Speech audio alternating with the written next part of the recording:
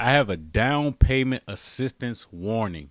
And that warning is who you work with matters. See, lately I've been getting a lot of phone calls, emails, and text messages from buyers that have already submitted offers on homes but have no plan of action for their down payment or their closing cost assistance, nor did their agent or lender work together to strategize before submitting an offer. What I'm saying is a lot of buyers are submitting an offer and they either don't have the down payment or the closing costs or both.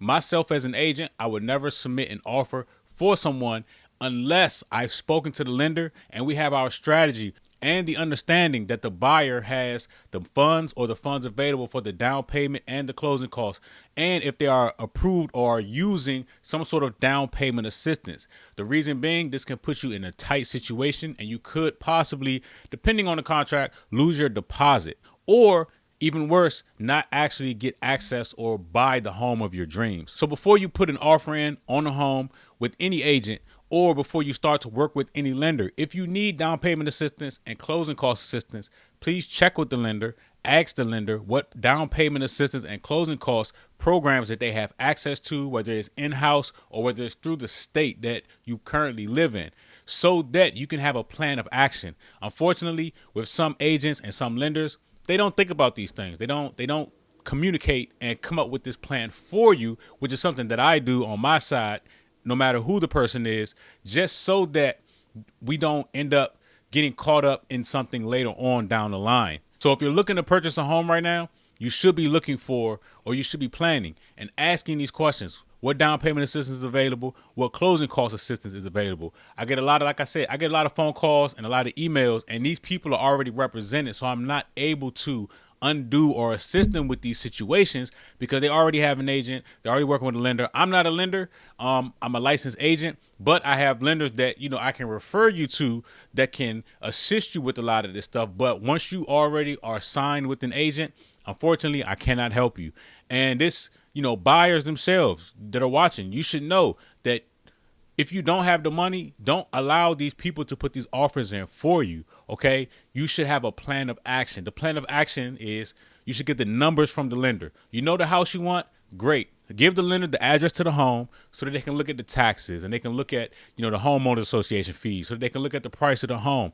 And they will be able to come up with numbers that say, okay, here's the down payment, here's the closing costs. We can get you down payment assistance, but we can't get you closing costs. Okay, fine.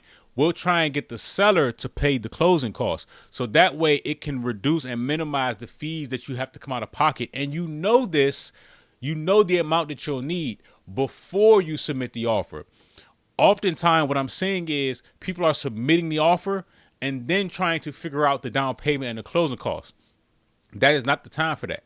Don't do it that way. If you do it that way, like I said, you could lose your earnest money deposit. You could miss out on the home, and you don't want to back out of a deal, get your stuff together, and then resubmit the offer because you've already given that seller, that agent, a bad taste in their mouth. Once they see that email come back with a new offer, they may say, no, you've already wasted our time, or they may say, okay, well, we're going to entertain other offers while you get yourself together and you could possibly lose the home. So all in all, you need to strategize and have a plan of action moving forward, not when you're already in the thick of things. That is the wrong time to do this. And I see a lot of buyers that end up losing out on these homes because of this. These are things that are fairly simple because a lot of us have done this, hundreds of times. We always think about the scenarios, think the scenarios out, work out the kinks beforehand, so that way everything goes smooth throughout the process. Okay, so I just wanted to just give you all this. This is a warning. Please, if you want to utilize down payment and closing cost assistance, do this before you submit the offer. Interview these lenders and ask them, what programs do you have? What programs do you have access to? And if they don't have any program, or if they're not registered to administer programs, then just find a new lender. It's really that. It's plain and simple, right? So I hope this helps.